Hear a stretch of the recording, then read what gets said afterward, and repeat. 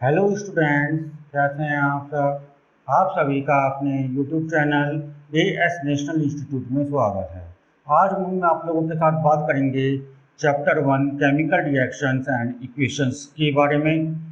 Last class में मैंने आपको chapter 1 chemical reactions and equations में टाइप्स ऑफ रिएक्शंस एक्सप्लेन की थी, और आज मैं आप लोगों के साथ बात करने वाला हूँ बैलेंस्ड केमिकल इक्वेशन की। ठीक है, तो चलिए शुरू करते हैं।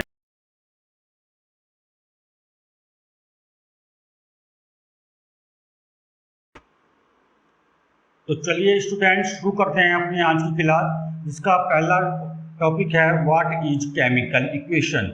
सबसे पहले हम आपको यही बताएंगे, जैसे चैप्टर का नाम है केमिकल इक्वेशंस एंड रिएक्शंस, तो उसमें जो शब्द आता है केमिकल इक्वेशन की, केमिकल इक्वेशन क्या है। रासायनिक प्रक्रिया अलग होती है, रासायनिक इक्वेशन यानी कि समीकरण, इक्वेशन का मतलब समीकरण। रासायनिक समीकरण क्या है हम इसे जानते हैं पहले। The substances that undergo chemical change in the reaction are called reactants and the new substance formed by the reaction is called product. It is called chemical equation. कोई भी सब्सटेंस जब उसमें कुछ रासायनिक बदलाव आते हैं, केमिकल चेंजेस आते हैं, कब आते हैं? जब हम कुछ ना कुछ रिएक्शंस करते हैं, वहाँ पे केमिकल रिएक्शंस ऑकर होती है, तो उस समय जो सब्सटेंस, जिस सब्सटेंस में, जिस पदार्थ में रासायनिक बदलाव आ रहे हैं, केमिकल चेंजेस आ रहे हैं, उसको तो हम कहते हैं रिएक्टेंट। और बदलाव आने के बाद जो नया सब्सटेंस बनता है उसको हम कहते हैं प्रोडक्ट। इस दोनों के कॉम्बिनेशन को, रिएक्टेंट और प्रोडक्ट के कॉम्बिनेशन को केमिकल इक्वेशन कहा जाता है, यानी कि रासायनिक समीकरण कहा जाता है। मैंने आपको समझाने के लिए यहाँ पे एक एग्जांपल लिया है। मैग्नीशियम प्लस ऑक्सीजन बनाते हैं magnesium oxide. Magnesium plus oxygen produced magnesium oxide. इस केमिकल इक्वेशन में, इस रासायनिक समीकरण में मैग्नीशियम और ऑक्सीजन आपके रिएक्टेंट्स हो गए, जो जिनमें यहाँ पे क्या हो रहा है, यहाँ पे मैग्नीशियम जो है ऑक्सीजन के साथ रिएक्शन कर रहा है और नया सब्सटेंस बना रहा है मैग्नीशियम ऑक्साइड। तो इसमें मैग्नीशियम और ऑक्सीजन रिएक्टेंट हो गए और मैग्नीशियम ऑक्साइड ये आपका प्रोडक्ट हो गया। इस वजह से इस इक्वेशन को केमिकल इक्वेशंस कहते हैं।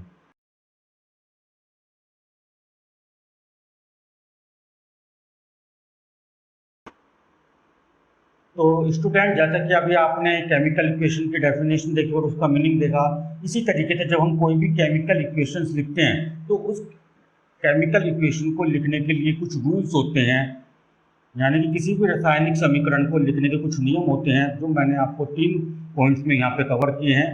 फर्स्ट है we use symbols of elements in the equation.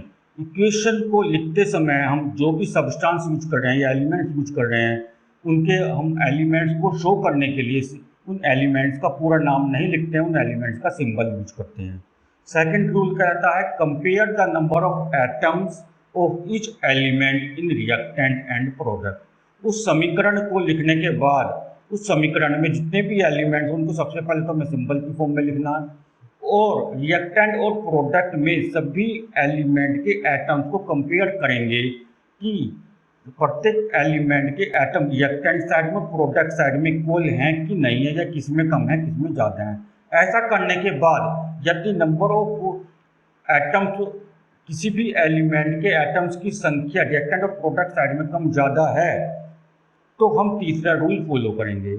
If number of atoms in reactant and product is not equal, यदि किसी भी एलिमेंट के लिए रिएक्टेंट और प्रोडक्ट में एटम्स की संख्या इक्वल नहीं है, तब it is called as skeletal equation. तब हम उस केमिकल इक्वेशन को स्केलेटल केमिकल इक्वेशन भी कहते हैं, या स्केलेटल समीकरण के नाम से भी जानते हैं। एग्जाम्पल मैंने लिया है magnesium plus oxygen gives MgO। Magnesium का सिंबल होता है Mg, ऑक्सीजन का सिंबल होता है O2, और ये बन गया मैग्नीशियम ऑक्साइड। और मैग्नीशियम ऑक्साइड का जो फॉर्मूला है, केमिकल फॉर्मूला या सिंबल है, वो है MgO, जिसमें Mg का मतलब मैग्नीशियम और O का मतलब ऑक्सीजन। अगर हम इस इक्वेशन को ध्यान से देखते हैं तो ये इक्वेशन हमारी स्केलेटल इक्वेशन कहलाएगी, क्योंकि इसमें मैग्नीशियम के जो एटम्स हैं रिएक्टेंट और प्रोडक्ट साइड में वो तो इक्वल हैं, पर ऑक्सीजन के जो एटम्स हैं रिएक्टेंट में तो 2 हैं और प्रोडक्ट में 1 है, 1 है। इस वजह से इस इक्वेशन में number of atoms of each element in the reactant and product is not equal. So this equation is called as skeletal equation. अब यहाँ पे कुछ एक फैक्ट्स मैं आपको बताने जा रहा हूँ जो यहाँ पे मैंने नीचे शो करा है।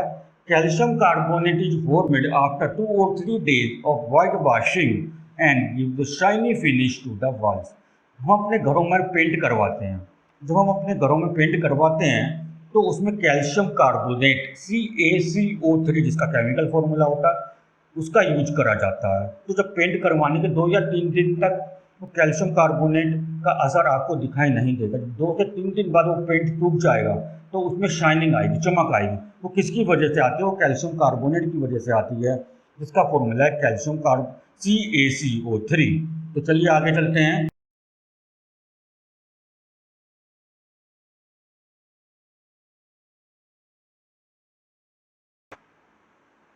तो स्टूडेंट्स, आप में से कुछ लोग ऐसे होंगे जिनको केमिकल सिंबल्स लिखने नहीं आते होंगे, तो उसको ध्यान में रखते हुए उन बच्चों को दिक्कत ना आए केमिकल इक्वेशंस को लिखते समय कि किसी भी एलिमेंट का सिंबल हमें कैसे लिखना है। इसके लिए मैंने यहाँ पे आपको रूल बताने जा रहा हूँ कि किसी भी एलिमेंट का अगर मुझे सिंबल लिखना हो तो कैसे लिखेंगे। These are the shorthand ways to represent elements in chemistry. Chemistry में, रासायनिक विज्ञान में किसी भी एलिमेंट को, किसी भी तत्व को रिप्रेजेंट करने का सबसे आसान और सबसे शॉर्टेस्ट तरीका है कि उसके सिंबल का यूज करा जाए। Recall that an element cannot be broken down into simpler substances. ये आपको यहाँ पे दोबारा याद करवा रहा हूँ मैं। वैसे तो आपने 9th क्लास में पढ़ा था ये कंसेप्ट, पर दोबारा रिकॉल कर रहे हैं, दोबारा याद करवा रहे हैं आपको कि आप याद रखें कोई भी तत्व, कोई भी एलिमेंट को किसी भी एलिमेंट को फर्दर छोटे छोटे टुकड़ों में नहीं तोड़ा जा सकता। An element can not be broken, नहीं तोड़ा जा सकता इनटू सिंपलर सब्सटेंसेस, छोटे छोटे टुकड़ों में नहीं तोड़ा जा सकता। तो एग्जाम्पल लिया है मैंने किसी भी एलिमेंट को सिंबल में लिखने के लिए सोडियम का। तो सोडियम का जो सिंबल है वो Na है, ठीक है। ये थोड़ा सा स्टूडेंट आपको याद करना पड़ेगा। तो सिंबल जो है Na है, लिखने का तरीका होता है पहला लेटर जो है वो कैपिटल होता है, उसके बाद जो सेकंड लेटर है वो आपका स्मॉल होता है। Each symbol is made up of 1 or 2 letter. लगभग सभी सिंबल्स, सभी एलिमेंट के सिंबल जो हैं 1 या 2 लेटर्स का कॉम्बिनेशन के साथ बनते हैं, और उनमें फर्स्ट लेटर, जिनमें 2 लेटर्स होते हैं, 2 वर्ड्स, 2 शब्द होते हैं जिनके सिंबल्स में, उनमें पहला जो लेटर है वो हमेशा कैपिटल होता है। ये सिंबल्स की अब परेशानी होगी कुछ स्टूडेंट्स को कि ये कहाँ से याद करें। तो आपकी 9th क्लास की बुक में ये दे रखे हैं, आपको वहाँ मिल जाएंगे, तो आप वहाँ से लर्न कर सकते हैं।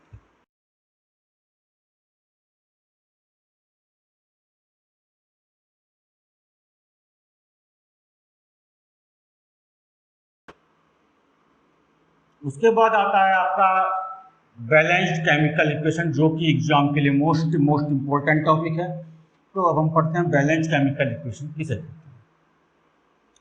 हैं। A equation which has number of atoms of each element in reactant is equal to number of atoms of each element in the product is called balanced chemical equation. एक वो इक्वेशन जिसमें reactant के सभी element के atoms की संख्या product के सभी एलिमेंट के एटम्स की संख्या के बराबर हो, उस इक्वेशन को बैलेंस्ड केमिकल इक्वेशन कहा जाता है। बैलेंस्ड केमिकल इक्वेशन, बैलेंस्ड रासायनिक समीकरण उस समीकरण को कहते हैं जिस समीकरण में रिएक्टेंट के सभी एलिमेंट्स के एटम्स की संख्या प्रोडक्ट के सभी एलिमेंट्स के एटम्स की संख्या के बराबर हों। उदाहरण के लिए एग्जाम्पल लिया है मैंने, एग्जाम्पल आपको समझाया, zinc plus sulphuric acid produced zinc sulphate plus hydrogen gas. Zinc का सिंबल है Zn, सल्फ्यूरिक एसिड का केमिकल फॉर्मूला होता है H2SO4 जिसमें H2 हाइड्रोजन है और SO4 सल्फेट है, तो हाइड्रोजन और सल्फेट कंबाइन करके सल्फ्यूरिक एसिड बनता है H2SO4। जिंक और सल्फ्यूरिक एसिड को जब हमने रिएक्शन करवाया तो आपका बन गया जिंक सल्फेट ZnSO4 और हाइड्रोजन गैस यहाँ पे आपकी रिलीज हो जाती है। तो इसमें अगर आप ध्यान से देखेंगे तो पहले हम रिएक्टेंट में देखते हैं। रिएक्टेंट में आपका है जिंक और सल्फ्यूरिक एसिड Zn और H2SO4, दो आपको मैंने सिंबल्स यहाँ पे यूज किए हैं। तो इसमें अगर हम देखेंगे तो जिंक के जो एटम्स की संख्या है रिएक्टेंट में वो 1 है, और H2SO4 में देखें तो H2SO4 जैसा भी मैंने बताया इसको तोड़ देंगे, H को अलग देखेंगे, S का अलग देखेंगे, O के अलग देखेंगे। H का मतलब हाइड्रोजन होता है, S का मतलब सल्फर होता है और O का मतलब ऑक्सीजन होता है। तो हाइड्रोजन के 2 हैं, सल्फर का 1 है, O का मतलब ऑक्सीजन, ऑक्सीजन के 4 हैं। तो प्रोडक्ट में देखते हैं Zn का मतलब जिंक, जिंक का रिएक्टेंट में 1 था, प्रोडक्ट में भी 1 है, तो ये जिंक के तो बराबर होगा जी। अब हाइड्रोजन के रिएक्टेंट में 2 हैं और प्रोडक्ट में भी आप देखेंगे तो हाइड्रोजन गैस अलग से रिलीज हो रही है, H2 बन रहा है, तो हाइड्रोजन के भी इक्वल हो गए, 2 हो गए। सल्फर का 1 था रिएक्टेंट में, प्रोडक्ट में भी सल्फर बन रहा है, जिंक सल्फेट ZnSO4, तो S के आगे कोई नंबर नहीं लिखा, S भी 1 बार लिखा है, तो इस वजह से सल्फर का भी 1 ही हो गया और ऑक्सीजन के भी 4 हैं रिएक्टेंट और प्रोडक्ट में। यानी कि ये वो समीकरण हो गई, रासायनिक समीकरण हो गई, केमिकल इक्वेशन हो गई, जिसमें सभी एलिमेंट्स के एटम्स की संख्या रिएक्टेंट में प्रोडक्ट में इक्वल है। इस वजह से इस इक्वेशन को, इस समीकरण को हम बैलेंस्ड केमिकल इक्वेशन कहेंगे।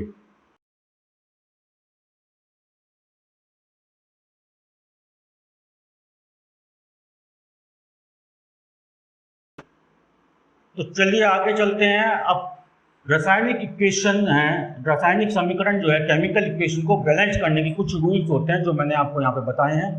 फर्स्ट रूल है right the symbol of each element. पहले तो सबसे पहले उस रासायनिक समीकरण को यानी कि केमिकल इक्वेशन को लिखना होगा आपको किस फॉर्म में, right the symbol of each element. उस इक्वेशन में जितने भी एलिमेंट्स का यूज करा गया है उनको सभी सिंबल्स में कन्वर्ट करें, उनके सिंबल्स लिखें। Second, compare the number of atoms of each element in reactant and product. उन सभी एलिमेंट्स की एटम्स की संख्या रिएक्टेंट और प्रोडक्ट में कितनी है उनको कंपेयर करें। Third point is select element which has maximum number of atoms in reactant and product. उस एलिमेंट के एटम्स की संख्या को सिलेक्ट करें, चाहे वो रिएक्टेंट में हो चाहे वो प्रोडक्ट में हो, जिसमें मैक्सिमम नंबर ऑफ एटम्स को शो किया गया है।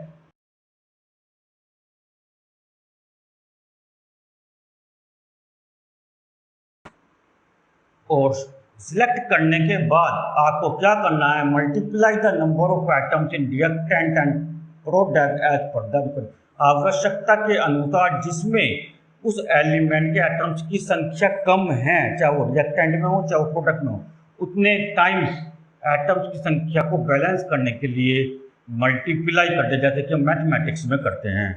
Fifth point is verify the equation it is balance और नॉट। और लास्ट पॉइंट हमारा होगा कि हम चेक करेंगे कि वो हमारी समीकरण जो है, इक्वेशन जो है, बैलेंस हो गई है या नहीं हो गई है। इसके लिए एग्जाम्पल देखते हैं।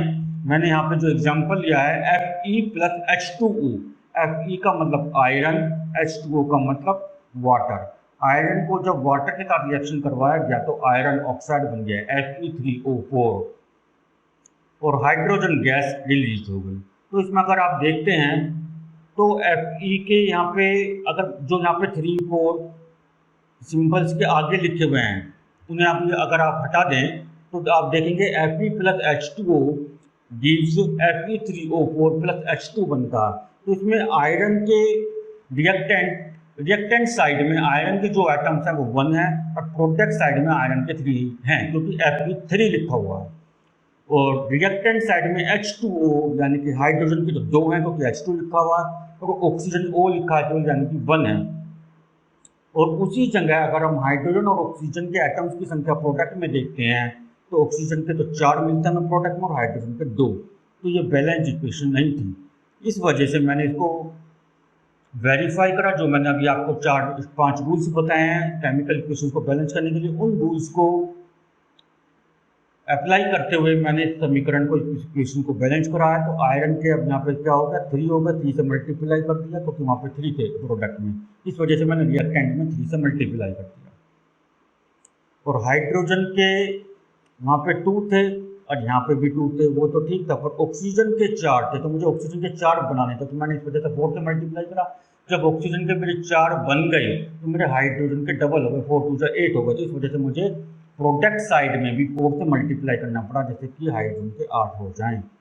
तो चलिए स्टूडेंट, ये आपकी बैलेंस केमिकल इक्वेशन का प्रोसेस था। अब मैं आपको एक बहुत बड़ा फैक्ट बताने वाला हूँ कि कैल्शियम हाइड्रोक्साइड, जिसका केमिकल फॉर्मूला होता है CaOH का whole twice, reacts with carbon dioxide in air to form thin layer of calcium carbonate.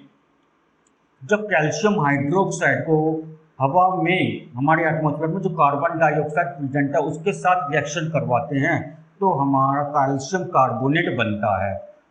Calcium carbonate बनता है। उस कैल्शियम कार्बोनेट की वजह से ही हम जब पेंट करवाते हैं अपने घरों में, कैल्शियम कार्बोनेट की वजह से ही हमारी दीवारें जो है चमकती हैं। चलिए स्टूडेंट, आपको ये हमारी वीडियो कैसी लगी, प्लीज़ वीडियो के डिस्क्रिप्शन में जाके, कमेंट बॉक्स में जाकर के कमेंट करके जरूर बताएं कि आपको हमारी ये वीडियो कैसी लगी। और यदि आपने हमारे यूट्यूब चैनल को अभी तक सब्सक्राइब नहीं करा है तो प्लीज़ चैनल को सब्सक्राइब करें, बेल आइकन नोटिफिकेशन जरूर प्रेस करें, जिससे आपको हम आने वाली हमारी हर एक वीडियो समय पर मिल सके। और बने रहिए हमारे साथ, मिलते हैं जल्दी अगले चैप्टर के साथ।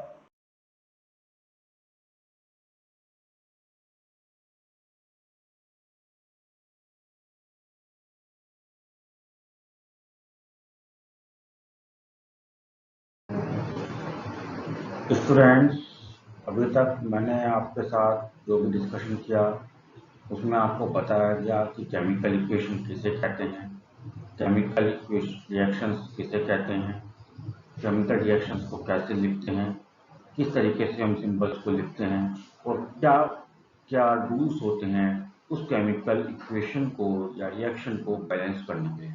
तो अब हम आपके साथ कुछ एग्जाम्पल्स को लेकर के डिस्कशन करेंगे, प्रैक्टिस करेंगे, जिससे आपको क्लियर हो सके, जितने भी रूल्स केमिकल इक्वेशंस को बैलेंस करने के लिए बताए गए हैं वो आपको क्लियर हो सकें कि किसी भी केमिकल इक्वेशन को बैलेंस कैसे करते हैं। तो चलिए देखते हैं अपनी फर्स्ट इक्वेशन, जो यहाँ पे आपको दी गई है।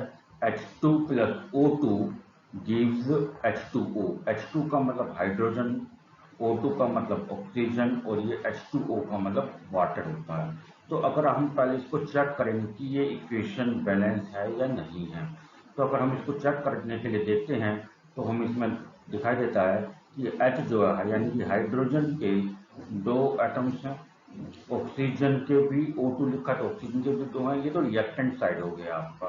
अगर प्रोडक्ट साइड में हम देखें तो H2O लिखा हुआ है, जो कि एक वाटर का फॉर्मूला होता है। इसमें H2 है यानी कि हाइड्रोजन के तो 2 ही हैं और O का 1 है, O के पे और कुछ नहीं लिखा है। तो ये जो केमिकल इक्वेशन है ये बैलेंस्ड नहीं है। तो हमें क्या करना है, इसको बैलेंस करना है। तो how do you balance equation? आप इक्वेशन को बैलेंस कैसे करेंगे? Hydrogen is in this example, hydrogen is reacting with oxygen to make water. इस एग्जाम्पल में हाइड्रोजन जो है ऑक्सीजन के साथ रिएक्ट करके वाटर बना रहा है। The equation is not gate balance, और ये इक्वेशन अभी तक बैलेंस नहीं है। ठीक है, तो अब इसमें क्या करना है, किस चीज को बैलेंस करना है? ऑक्सीजन के एटम्स को बैलेंस करना है। तो ऑक्सीजन के एटम्स यहाँ पे 2 हैं और यहाँ पे हमें 2 बनाने हैं।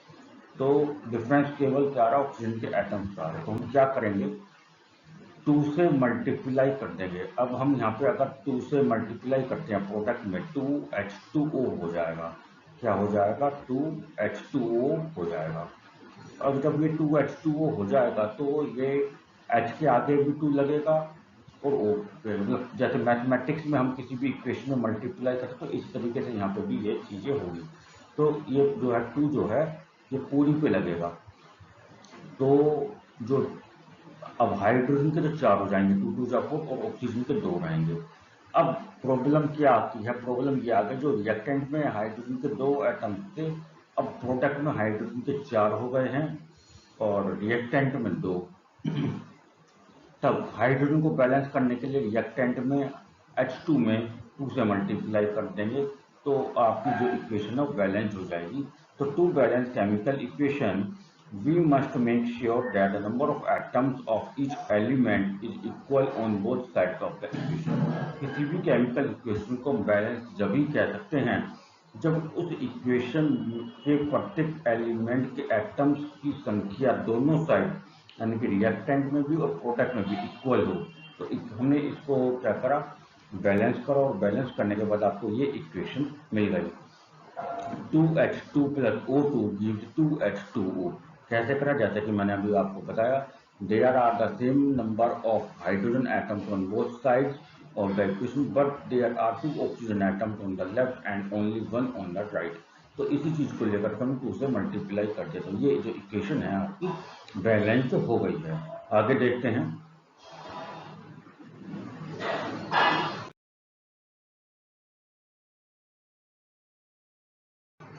तो हम ठीक है, यहाँ पे आपको बताया गया है कि किस तरीके से हमने बैलेंस किया। जो स्टेप्स थे, यहाँ पे ऑक्सीजन एक कम था तो यहाँ पे इन्होंने क्या करा, ऑक्सीजन में 2 से मल्टीप्लाई कर दिया। तो मल्टीप्लाई करने से जो हाइड्रोजन के एटम्स है 4 हो गए, 2 2 जा 4। तो इस चीज को बैलेंस करने के लिए, हाइड्रोजन के एटम्स को बैलेंस करने के लिए यहाँ पे 2 से मल्टीप्लाई कर दिया। तो तब जाके हमें ये इक्वेशन मिलती है 2H2 plus O2 gives 2H2O, जो कि एक बैलेंस केमिकल इक्वेशन है। इसमें कुछ यहाँ पे रूल लिखा हुआ है, वो कह रहा है कि to balance the equation we need to add the coefficient 2 before hydrogen on the left side and before the water molecule on the right side. इस केमिकल इक्वेशन को बैलेंस करने के लिए हमें रिएक्टेंट साइड में हाइड्रोजन में 2 के coefficient 2 से मल्टीप्लाई करना पड़ेगा और प्रोडक्ट साइड में वाटर के मॉलिक्यूल में हमें कोफिशिएंट 2 से मल्टीप्लाई करके ना पड़ेगा। उसके बाद ही केमिकल इक्वेशन हमारी बैलेंस हो जाएगी।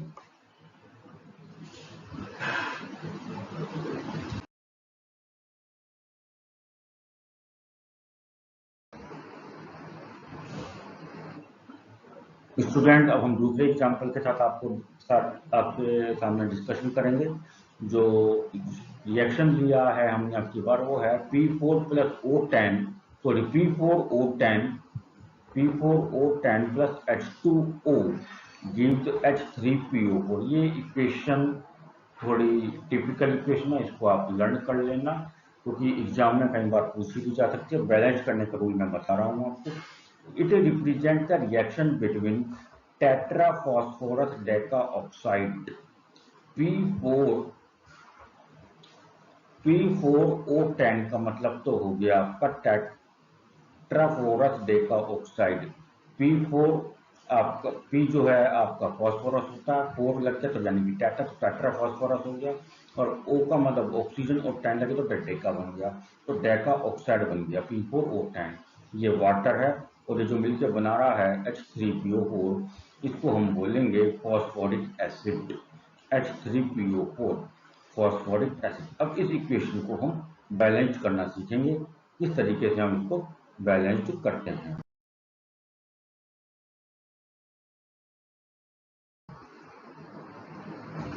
देखिए यहाँ पर बैलेंसिंग स्टेप्स क्या क्या होते हैं, एक बार दोबारा देख लेते हैं। Start with the element that appears least often. जो भी केमिकल इक्वेशन आपको दी गई है, उस केमिकल इक्वेशन में सबसे पहले आप रिएक्टेंट और प्रोडक्ट के प्रत्येक एटम्स में ये चेक करिए कि किस एलिमेंट के एटम्स की संख्या सबसे कम है, चाहे वो रिएक्टेंट साइड में हो चाहे वो प्रोडक्ट साइड में हो।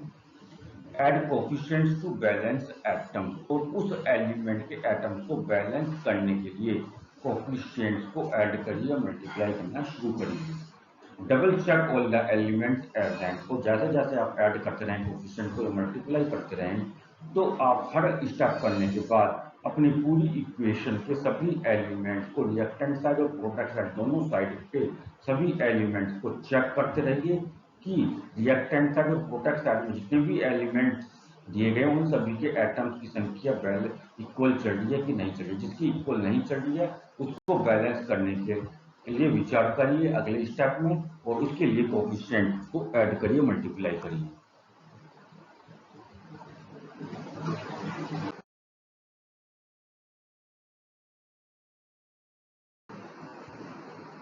अब देखिए जो इक्वेशन आपके सामने ली थी हमने, तो वो P4O10 plus H2O gives H3PO4।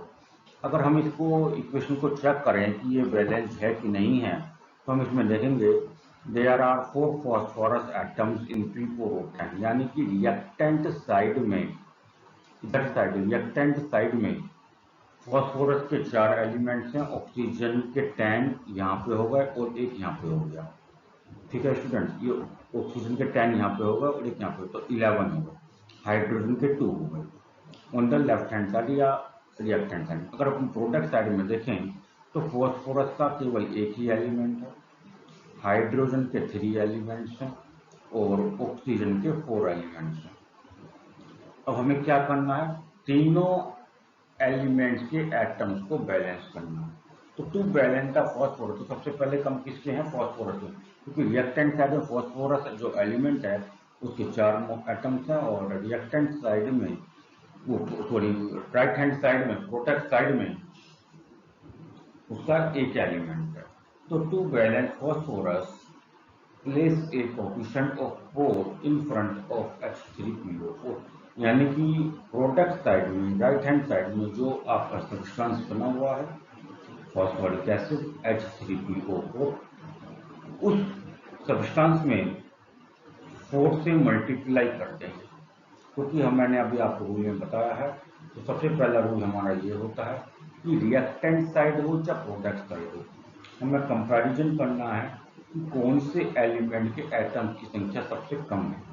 तो जिस एलिमेंट के एटम की संख्या सबसे कम होगी उस एलिमेंट से हम बैलेंस करना स्टार्ट करेंगे। तो यहाँ पर इस इक्वेशन में सबसे जो कम एलिमेंट की संख्या है वो फॉस्फोरस की है। तो इसलिए प्रोडक्ट में हम जो कंपाउंड बन रहा है या जो सब्सटेंस बन रहा है जिसमें फॉस्फोरस एलिमेंट प्रेजेंट है उसमें 4 से मल्टीप्लाई कर देंगे, जिससे कि फॉस्फोरस एलिमेंट जो हमारा बैलेंस हो जाए। तो अगर हम 4 से यहाँ पे मल्टीप्लाई करेंगे तो आप देख सकते हैं 4 से हमने यहाँ पे मल्टीप्लाई करें, तो मल्टीप्लाई करने के बाद अगर हम देखें तो हाइड्रोजन के 12 हो जाते हैं, 4 3 से 12, फॉस्फोरस के 4 हो जाते हैं और ऑक्सीजन के 4 4 जा 16 हो जाते हैं। अब रिएक्टेंट साइड में यानी कि लेफ्ट हैंड साइड में अगर हम देखते हैं तो फॉस्फोरस के तो हमारे 4 ठीक हो गए, ऑक्सीजन का हमारा यहाँ पे 10 और 1 11 है, जो कि हमारे यहाँ पे ऑक्सीजन के 12 यूनिट है, कोई बात नहीं जी।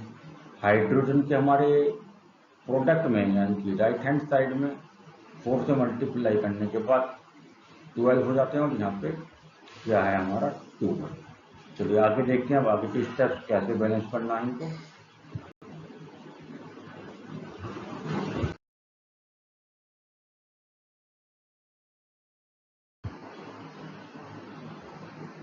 तो अगला स्टेप हमारा आता है, 4 को हमने कर दिया। अब हम क्या करेंगे, हाइड्रोजन को बैलेंस करेंगे, क्योंकि हाइड्रोजन के प्रोडक्ट साइड में हमारे 12 हैं और रिएक्टेंट साइड में हमारे 2 हैं। So there are 2 hydrogen atoms in H2O on the left hand side and 12 hydrogen atoms in the product side या right hand side। ठीक है, तो अब लेफ्ट हैंड साइड में जो H2O है, वाटर का मॉलिक्यूल है, उसमें हाइड्रोजन के हमें 12 बनाने, तो इसके लिए हमने क्या कर दिया, 6 को ऐड कर दिया, यानी कि 6 से मल्टीप्लाई कर दिया वाटर के मॉलिक्यूल। तो अब उससे क्या हुआ, हाइड्रोजन के 12 हो गए और हाइड्रोजन के 12 हो गए, दोनों साइड 12 हो गए, फॉस्फोरस के हमारे 4 पहले ही हो गए थे। अब बचा है हमारा ऑक्सीजन। ऑक्सीजन को अगर हम देखें तो 6 और 10 16 हमारे रिएक्टेंट साइड में बैठते हैं, क्योंकि 6 हमारे यहाँ पे वाटर मॉलिक्यूल में 6 से मल्टीप्लाई करने के बाद हो गया, और P4O10 में 10 यहाँ पे ऑक्सीजन पर 16 हो गए। और प्रोडक्ट साइड में अगर हम देखें तो 4 4 जा 16 होते हैं, 4 4 जा 16 होते हैं, तो यानी कि दोनों साइड 16 हो गए ऑक्सीजन के भी। तो इस तरीके से हमारी जो ये केमिकल इक्वेशन थी ये बैलेंस्ड हो गई है। हम कह सकते हैं कि जो केमिकल इक्वेशन है ये अब बैलेंस्ड इक्वेशन है। तो फाइनल स्टेप में क्या रहा कि do we need to balance oxygen, क्या हमें ऑक्सीजन को बैलेंस करने की आवश्यकता है, no. Oxygen is already balanced, जैसा कि मैंने आपको बताया वही सब यहाँ पे लिखा मेंशन है, आप रीड कर सकते हैं।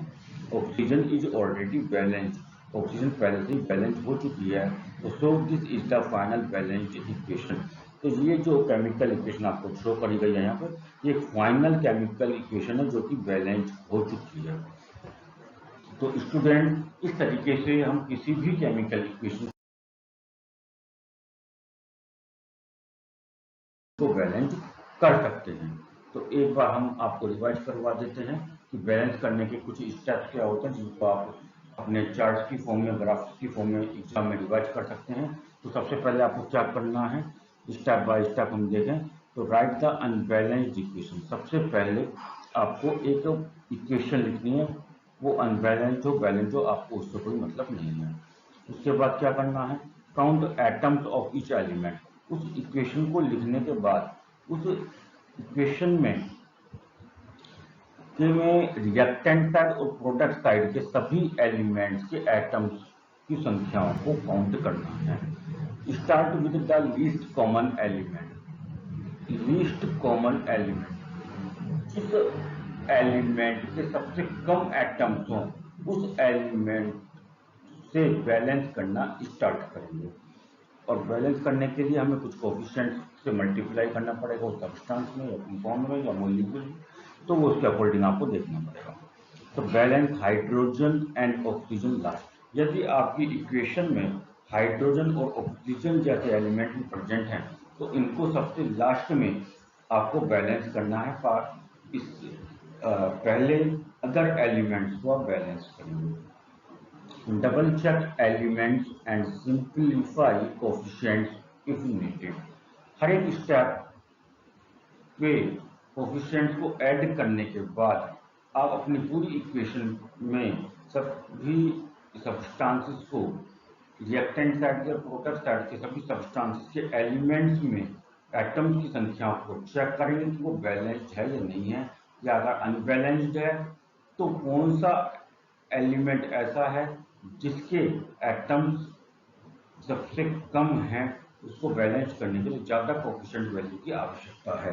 तो इस तरीके से आप क्या करेंगे, अपनी इक्वेशन को बैलेंस करने के लिए कुछ स्टेप्स का फॉलो कर सकते हैं, जिससे आपकी इक्वेशन बहुत ही आसानी से बैलेंस हो जाएगी।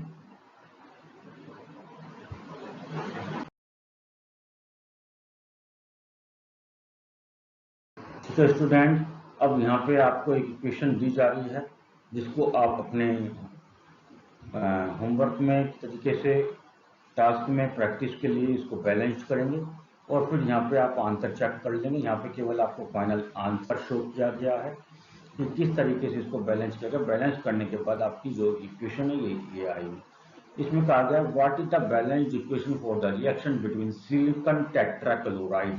देखिए सिलिकॉन टेट्राक्लोराइड आपका ही है, सिलिकॉन का मतलब Si, क्लोराइड Cl बन गया, तो क्लोराइड Cl के साथ 4 लग गए तो टेट्राक्लोराइड बन गया। और ये H2O हो गया, वाटर हो गया, फॉर्म सिलिक एसिड बन गया H4SI4 एंड हाइड्रोक्लोरिक एसिड बन गया। ये आपका हाइड्रोक्लोरिक एसिड बन गया। अब इसको अगर हम चेक करें तो सिलिकॉन के जो एलिमेंट है, रिएक्टेंट साइड और प्रोडक्ट साइड दोनों में एक एक एलिमेंट है, ये एक एक एटम है। क्लोराइड को अगर हम देखें तो रिएक्टेंट साइड में यहाँ पे 4 हैं और यहाँ पे 1 है, यानी कि क्लोराइड के जो एटम्स की संख्या वो सबसे कम है। हाइड्रोजन के यहाँ पे 2 हैं, यहाँ पे 4 हैं। फिर ऑक्सीजन के यहाँ पर 1 है, यहाँ पे 4 है, यानी कि सबसे कम अगर हम बात करें तो क्लोराइड है, उसके बाद ऑक्सीजन है, उसके बाद हाइड्रोजन है। तो सबसे पहले हम क्लोराइड को बैलेंस करेंगे। तो क्लोराइड को बैलेंस करने के लिए अगर हम देखें तो रिएक्टेंट साइड में क्लोराइड के 4 हैं, तो प्रोडक्ट साइड में जो ये HCl बना हुआ है जिसमें क्लोराइड आ रहा है उसमें 4 से मल्टीप्लाई कर देंगे, 4 HCl हमने कर दिया। ऐसा करने से हमारे हाइड्रोजन के 4 हो जाते हैं और हमारे 4 हाइड्रोजन के यहाँ पे ऑलरेडी प्रोडक्ट में दे रखे थे 8 हो गए। 8 हो गए जब हाइड्रोजन के, अब रिएक्टेंट में हाइड्रोजन केवल 2 हैं तो इसको 8 करना पड़ेगा, तो इसको बैलेंस करने के लिए हमने 4 से मल्टीप्लाई कर दिया। अब आप इसको चेक कर सकते हैं, ये इक्वेशन हमारी बैलेंस हो चुकी है। तो स्टूडेंट इस तरीके से आप क्या करेंगे, अपनी इक्वेशंस को बैलेंस करने के लिए प्रैक्टिस करेंगे।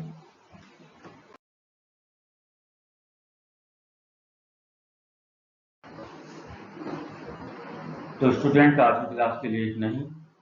आप इसी तरीके से हमारे चैनल के साथ जुड़े रहिए और अपनी बोर्ड एग्जाम की प्रिपरेशन करते रहिए। और जो आज आपको क्लास में बैलेंस केमिकल इक्वेशंस के रूल सिखाए गए हैं, जो इक्वेशंस आपको सिखाई गई हैं बैलेंस करना, इनकी आप प्रैक्टिस करते रहिए। जल्दी ही मिलेंगे आपके साथ नए टॉपिक के साथ। इससे पहले आपको हमारी सारी जानकारी मिल जाए तो इसके लिए आप हमारे यूट्यूब चैनल को सब्सक्राइब करना ना भूलिए।